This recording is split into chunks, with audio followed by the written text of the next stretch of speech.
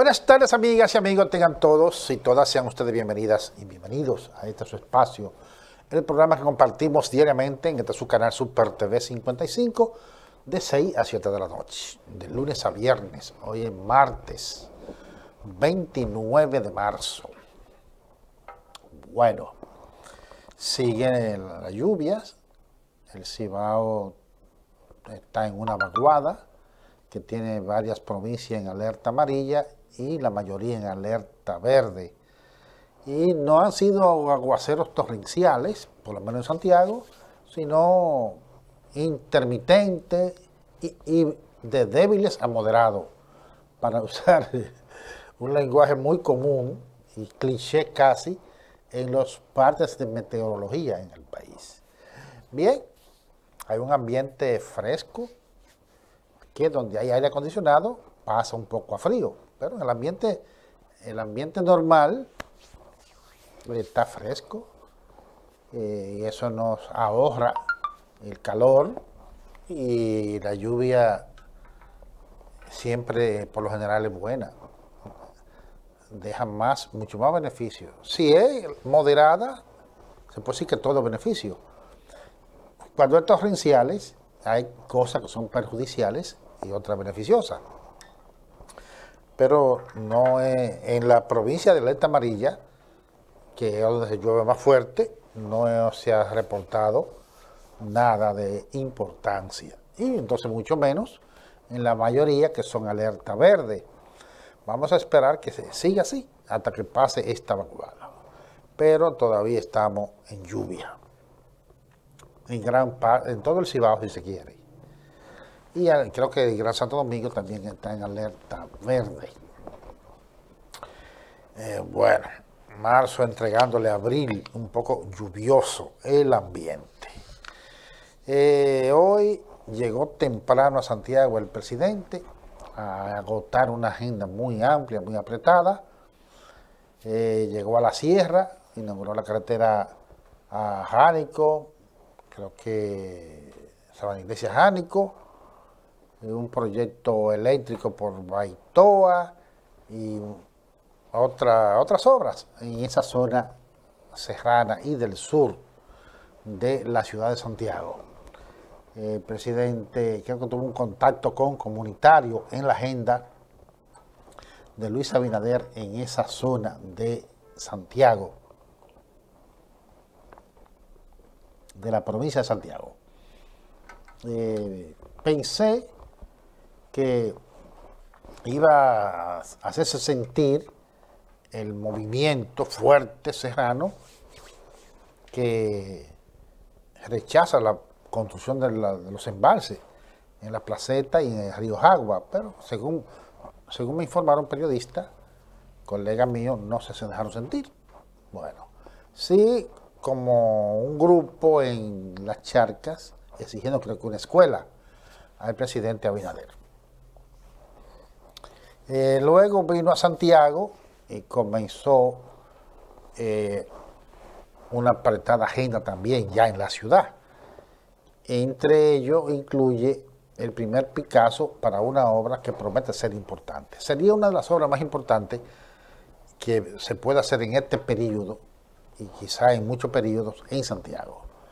Estuve anoche en una actividad que organizó el director general del INAPA, Wellington Arnaud, y donde se explicó el plan de manejo, de intervención del arroyo Gurabo, y un plan ambicioso, de largo alcance, que ojalá se concrete, más de 1.200 millones de pesos en inversión, y que implica sacar de allí unas 1.200 familias y llevarla a un complejo habitacional que hoy Abinader dio el primer Picasso en Hato del Yaqui. Entonces, se tratando del primer Picasso, se dio esta tarde, a media tarde, un poco más de media tarde, en el río Gurabo, el arroyo Gurabo, por ahí cerca del hoyo de Bartola, para iniciar ese proyecto, que implica sacar de la orilla las familias canalizar el agua, hacer callejuelas en los laterales, canales, bueno, una obra moderna que sería el manejo y esas aguas negras llevarla a procesar al sistema de aguas negras que hay en Rafey. Y de esa familia de 1.200 sacarla de ahí, llevar el apartamento para Hato del Yaqui. Y normalmente que una buena obra sería esa. Donde el sector privado, por lo menos, está poniendo logística, está poniendo ideas o está pidiendo motivación, pero Santiago Solidario, una coalición de las principales instituciones de la sociedad civil, claro, eso no pone 5 centavos, pero ayudan en algunos aspectos logísticos que no están obligados a poner, porque eso es con dinero del Estado. Y estas instituciones pagan impuestos, y todos pagamos impuestos, así que son dinero del pueblo de Santiago, no es ningún regalo. Pero una obra muy importante, que podría decir que si se hace, se supone que sí que se va a hacer, no hay por qué dudarlo, va a ser una de las obras más importantes del periodo de Luis Abinader a Santiago. Además, lo que eso implica de mejorar las condiciones de vida de esas familias que viven casi como cerdos, lamentablemente. Porque no se van todas, una gran parte queda ahí, más lejos de la orilla, de las orillas, más retirado, y también políticas para mejorar ese ambiente. Entonces, las familias que se van a quedar cerca, pero no pegados, van a tener, según los planes, mejorarle su casa y mejorarle las condiciones. Pero sobre todo, ese foco de contaminación, esas aguas negras que van al Yaqui, no van a ir. Y eso ya sería parte de que en Santiago se comience a controlar los focos, y ese es uno de los principales, de contaminación del río Yaqui del Norte, que es una barbaridad. Desde que se asoma a Santiago, es un bombardeo de cañadas, de basura, residuos de empresas. Eso sería ya una contribución significativa. Es decir que bien hecho, buena obra. Ya aquí hay experiencia, claro, en menor escala. Y la administración de Gilberto Cerulle intervino 2 cañadas y ha dado buenos resultados. La familia, una parte se sacaron, eso se saneó, ahí no se han vuelto a construir, porque se toman medidas para que no se vuelva a construir, y eso es lo importante. Porque aquí muchas veces se ha sacado de un lugar gente, lo sacan y le dan por allí, al poco tiempo, alguna de esas mismas, vende allá y vuelve. Y si dejan el espacio, viene gente del campo y compra ahí, y ya ocupa el lugar. Así no estamos en nada. Pero lo que hizo la administración Cerulle en el hoyo de Julia y por allá por los salados, creo que en Vuelta Larga, esas mejoras han permanecido. Y los planes que hay, y más de esta que del gobierno central. El gobierno central tiene más poder de hacer cumplir una norma y tomar una medida que un ayuntamiento, que no tiene casi recursos. Por tanto, es importante el manejo, el control del arroyo Gurabo. Es una obra importante que hay que respaldar.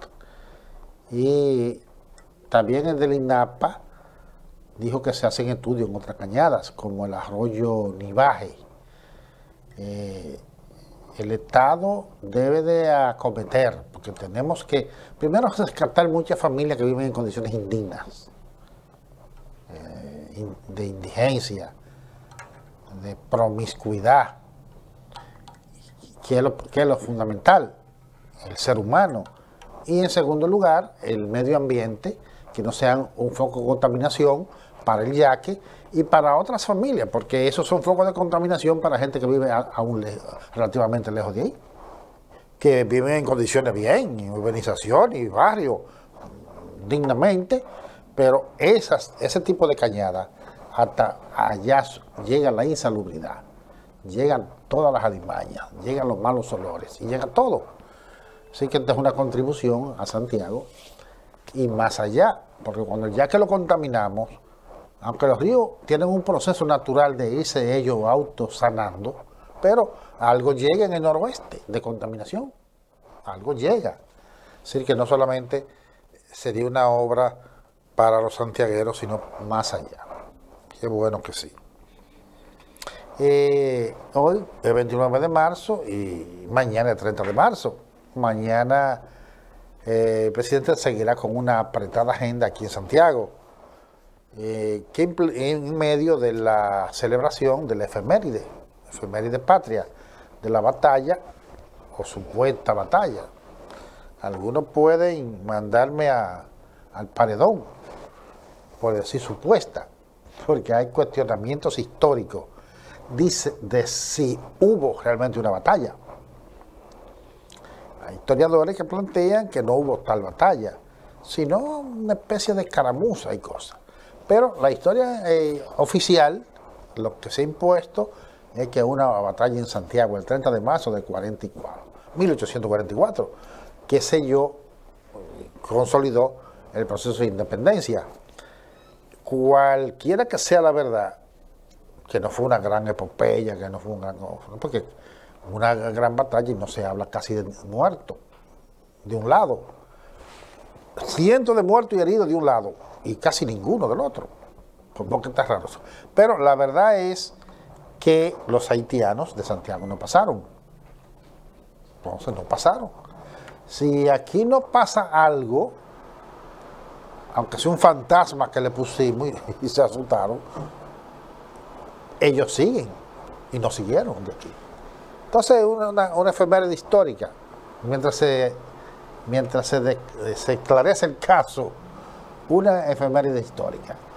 Y entonces el presidente Abinader mañana comienza su agenda, un Te Deum en la catedral, Santiago Apóstol, luego, que parece, según anunció la gobernadora Rosa Santos, va a ser un desfile, una ceremonia un poco más modesta que en otros tiempos, que de costumbre, en otro tiempo, que de hecho creo que las últimas dos los hicieron.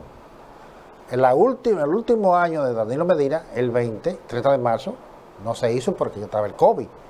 Y ya estábamos en cuarentena, ya estábamos en toque de queda, en medidas especiales.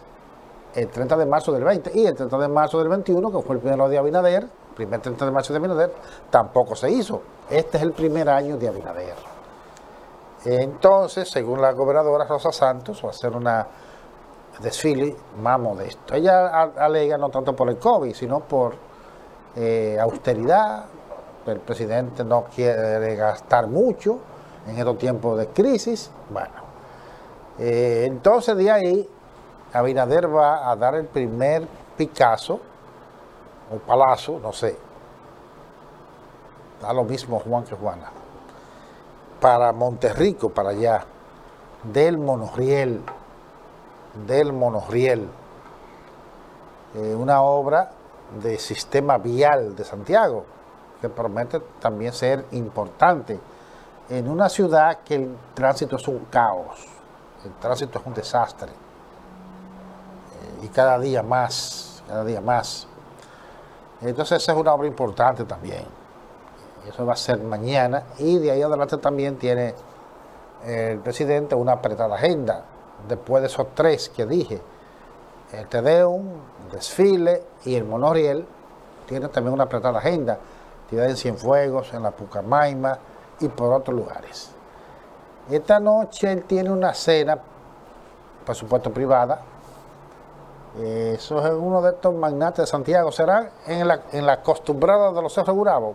Bueno, porque hay una casa que los presidentes van mucho, en la Cerro Gurabo, de un magnate del gran capital, muy contratista él, de obras del Estado. No sé si será ahí, pero total, tampoco nos importa mucho donde sea, porque es privada, y el presidente y cualquier ser humano va donde quiera. Esa es la agenda del 30 de marzo. se va a desarrollar desde hoy, se ha desarrollado muchas actividades, y la agenda de mañana del presidente de la República aquí en Santiago de los Caballeros. Perdón. Siempre el presidente tiene contacto con sectores privados, o sea que no solamente son actos directamente del Estado, aunque en esta ocasión no se le ve mucho en ese sentido, porque en la Pucamaima hay firma de un acuerdo y ahí está la Pucamaima, que no es otra institución, pero también está el Infotec, que el Infotec es semiestatal. Entonces, en esta ocasión no hay como actividades privadas donde invitan al presidente. O si hay, son pocas, porque en la agenda de hoy y de mañana implican unas 17 o 18 actividades, según leímos la agenda del presidente en esta provincia entre hoy y mañana. Sí, también que con juntas de vecinos. Bueno, creo que esta tarde después del Monorriel, hay una reunión con juntas de vecinos de Tamboril y Licey. Y es importante lo del Licey porque esa junta de vecinos, te aseguro que van a llevarle una agenda al presidente. Licey hay muchas obras que siempre lo han reclamado. Algunas se hicieron, pero otras no. Y por eso constantemente vemos en Licey, la parte baja de Moca, protestas y acciones en reclamo de obras reivindicativas. Ojalá de ese encuentro, Tamboril es más tranquilo, reclama menos, lucha menos, pero Licey, como sabemos, muy caliente. Ojalá que de ese encuentro de juntas de vecinos, de Tamboril y de Licey, salgan soluciones, aunque ya anoche también habló de eso, del proyecto de sistema de alcantarillado sanitario en Licey, el director de INAPA, Arnaud. Así que pueda ser satisfecha demanda de larga data de los liceyanos con ese encuentro de su junta de vecinos, porque esos son la gente que mejor conoce los problemas, esos son los vecinos. Y tienen que ir allí con la carta sobre la mesa, estos son otros males, otros problemas. Se supone que la reunión no es para verse la cara, ni para decir estuvimos con el presidente. No, la solución debe ser donde las comunidades vayan a plantear sus problemas, a quien esté en mejores condiciones como jefe del Estado de resolverlos, de encararlos. Ojalá que nos alegramos mucho por Licey Tamboril de ese encuentro. Señor director, vamos a nuestra primera pausa comercial, a la publicidad. Adelante.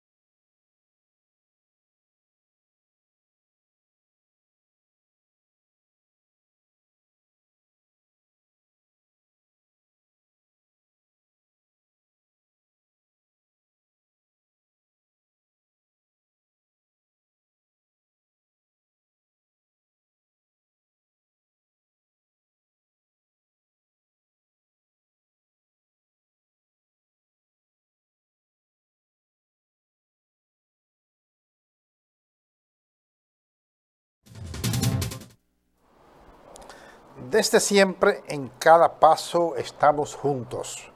Hoy seguimos caminando de la mano, alimentando cada sueño, cada proyecto, cuidándote como siempre los hemos hecho. Asociación Cibao de Ahorros y Préstamos. Cuidamos cada paso de tu vida. Bueno, continuamos con nuestro programa de esta tarde. Qué tragedia en una comunidad de Cotuí hoy. Caramba, qué barbaridad. Cuánta gente bestia en este mundo. Dos niñitos, dos mellizos de 11 meses. Un bárbaro le quitó la vida. Hirió a otro hermanito y al padre de los tres. Haitiano, una familia haitiana. Un bárbaro, un dominicano. ¿Qué? Hubo ahí, tiene que ser odio. ¿Será porque en mucha bestia en este país tienen los prejuicios de que el haitiano es menos, de que el haitiano es menos gente, como que el haitiano es un subgente? ¿Será por eso? Claro, pasan tragedias entre dominicanos, pero, qué sé yo, ¿por qué usted le va a entrar? Si usted tuvo un problema con el adulto y usted pelea con el adulto, eso se puede, no se justifica, no está bien, pero se puede entender, dos adultos pueden tener problemas. Pero ¿por qué pagar entonces con dos bebés de 11 meses y quitarle la vida y a otro niño herirlo? No sé en qué nivel de gravedad. Y herir al papá. Eso denota un elemento muy degradado, muy perverso, muy ruin, muy infame. Caramba. Quisiera pensar que no es por racismo, pero como que hay tantos prejuicios y mucha gente se ha inoculado odio hacia esos seres humanos que no son menos que ningún ser humano, no son menos que ningún dominicano, que ningún norteamericano, que ningún español, que ningún suizo. Son seres humanos con la misma dignidad. A uno esas cosas que le horrorizan. Le horrorizan. Por Higüey hoy un señor mató a la mujer, su concubina, gente con 30 años, pareja con 30 años de diferencia o más. Bueno, que por cierto, este mes, y que bueno, nunca han faltado hechos, pero como que hace mucho que yo no hablaba aquí de feminicidio, porque no venían ocurriendo. Vamos a esperar que eso baje y siga bajando los feminicidios. En otro aspecto, esta mañana en la entrevista de aquí del café de Diario 55, el entrevistado, que fue vía virtual, los colegas periodistas aquí en el canal, y él no estaba aquí. Fue el ministro de Medio Ambiente y Recursos Naturales, Orlando Jorge Mera. Solo vi una partecita, no lo pude ver entero, supongo que habló, porque siempre en un país como este, o en cualquier país del mundo, no como este, hablar de medio ambiente y recursos naturales es esencial. Ese es un departamento o ministerio que donde quiera que sea en el mundo es de primer orden. Eso es de primer orden. Porque es hablar de la naturaleza, es hablar de la vida. Naturaleza y medio ambiente. Y en un mundo que eso está en peligro, en un mundo que hay calentamiento global, que la contaminación del agua y la disminución de la asistencia del agua y la contaminación en general están llevando a la humanidad a un peligro, hasta un peligro de la especie extinguirse. Entonces, hablar de medio ambiente es vital. Entonces, esos departamentos de los estados, llámese el ministerio, llámese Secretaría de Estado, llámese o un departamento, son esenciales. Entonces, Jorge Mera, de los temas que tocó, tocaré dos, que lo tocan a Santiago. Y es que él dijo que no está aprobada, no tiene el visto bueno de medio ambiente y no se está trabajando en las presas de la sierra, las que son motivo del conflicto. ¿Es el motivo del conflicto? Dijo él que no.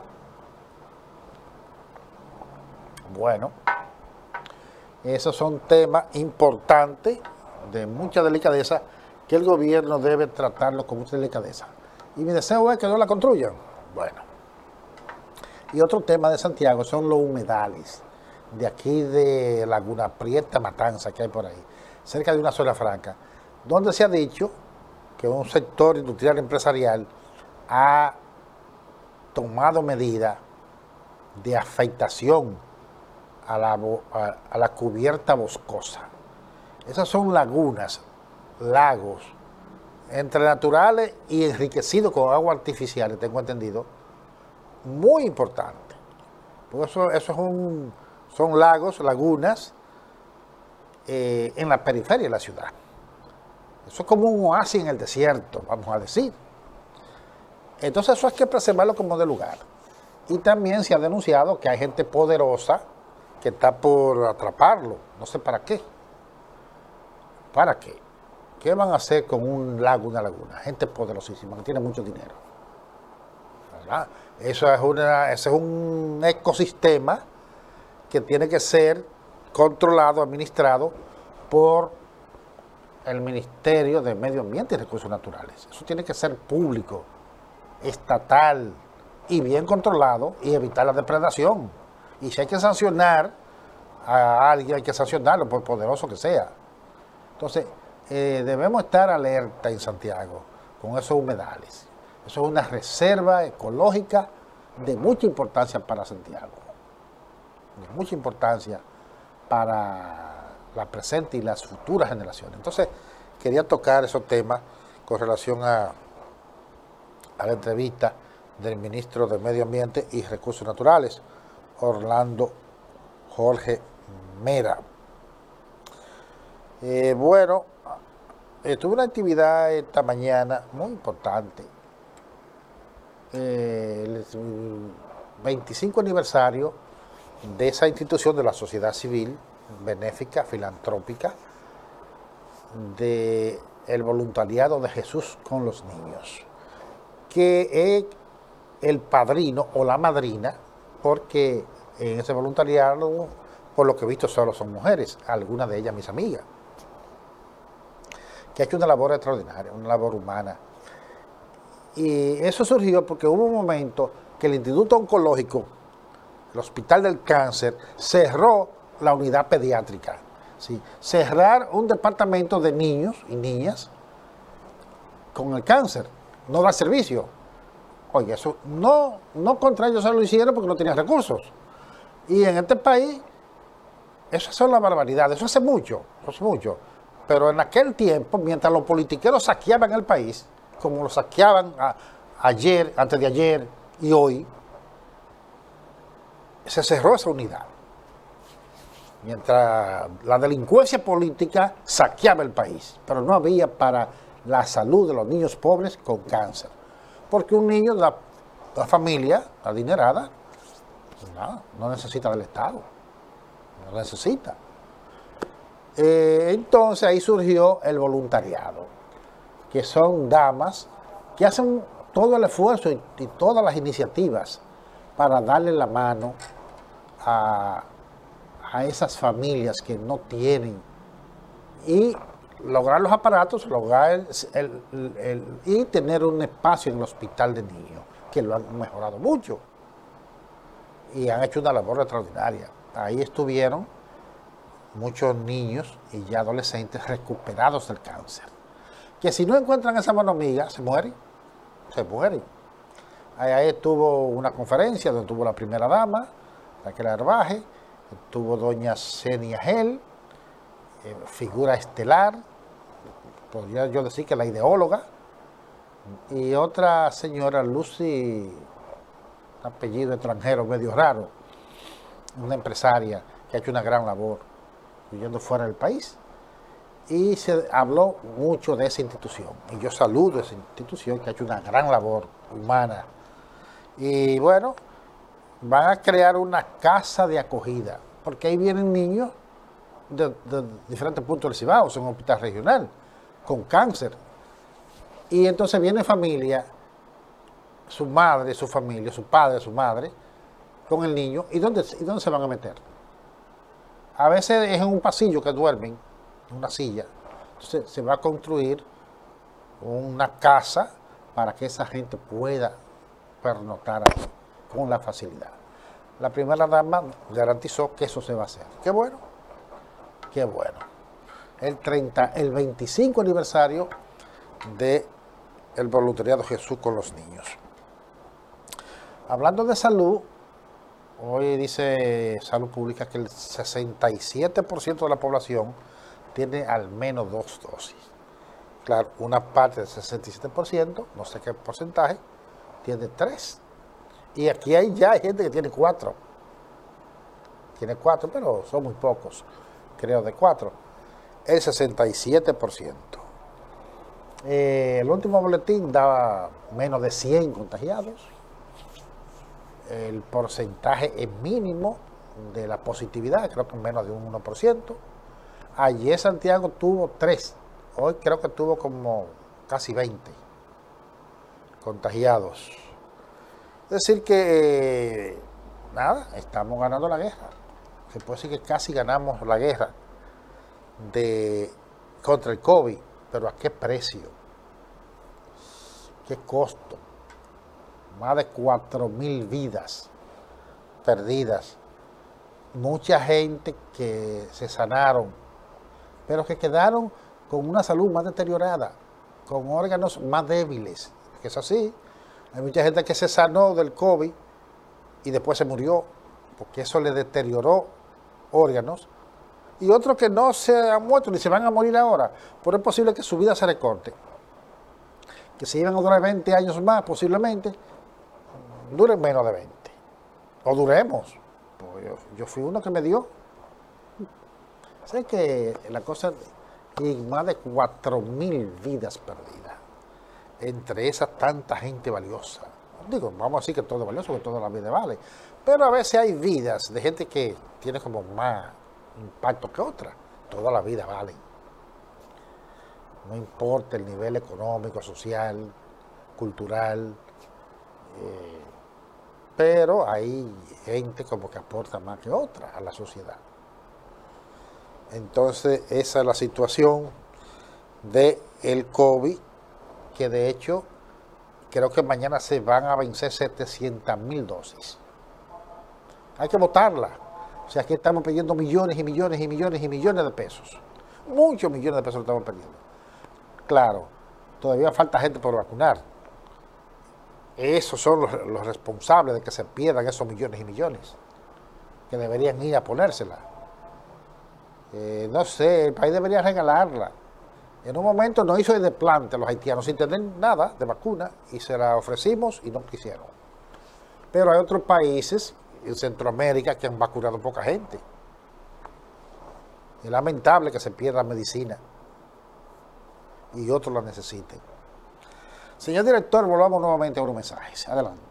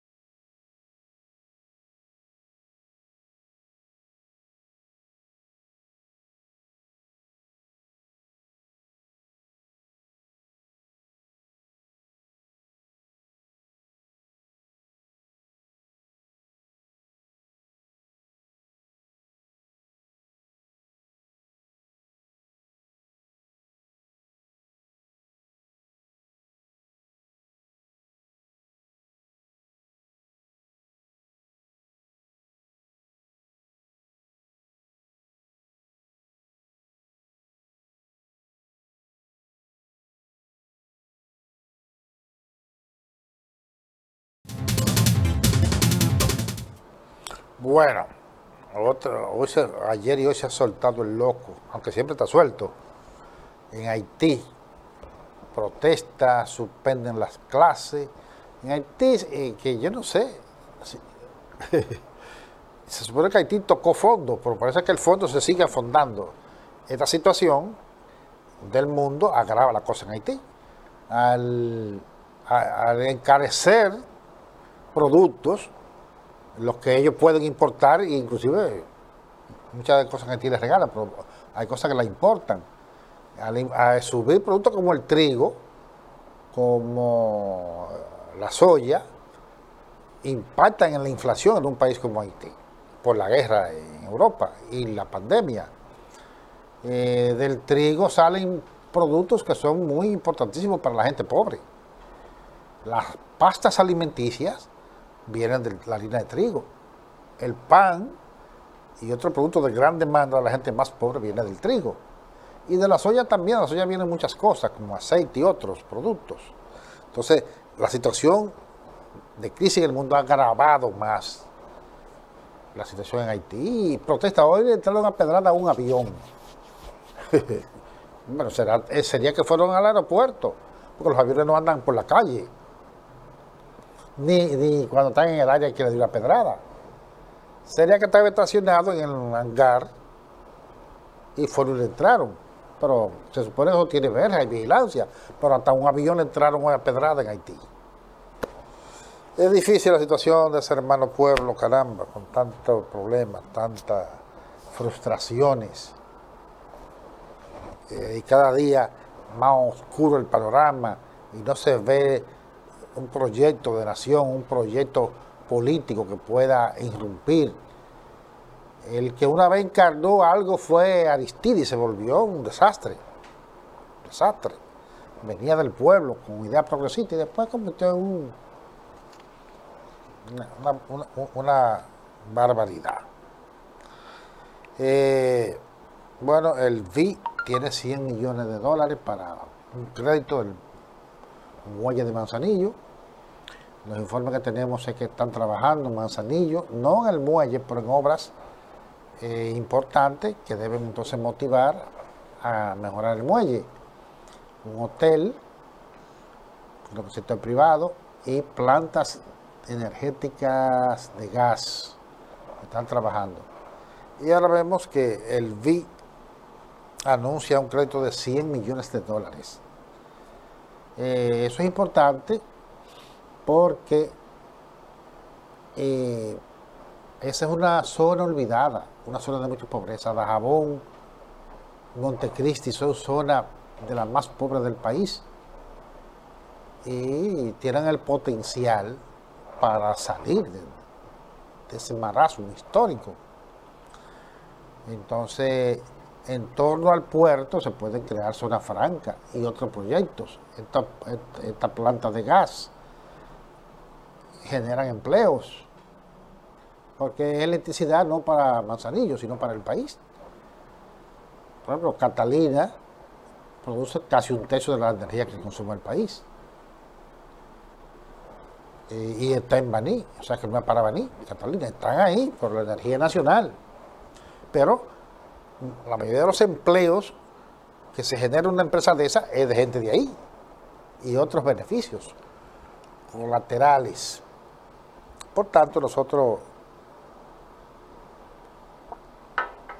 esperamos que así como Pedernales, que tienen décadas amenazando con hacer algo, por fin se haga.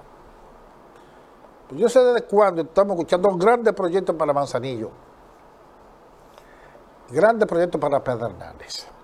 Bueno, por fin un día llegue. Recuerdo el gobierno de Hipólito Mejía que venían unos árabes a invertir 3.000 millones de dólares. Bueno, yo pensé, eso va a ser Suiza, esa zona. Todavía los árabes lo están esperando. Y así en todos los gobiernos. Esperamos que ahora están haciendo algo ya. Y vemos otros 100 millones, que parece que ahora van a hacer algo. Ojalá que sí. Que esa zona de Montecristi, de Manzanillo, Dajabón, donde hay tanta pobreza, puedan comenzar a levantarse en algo. Eso es así. Bueno, veo que el Ministerio de Trabajo anuncia una serie de algunos proyectos en favor de las trabajadoras domésticas. Un personal en este país históricamente muy relegado, con pocas reivindicaciones, con pocas conquistas sociales, económicas.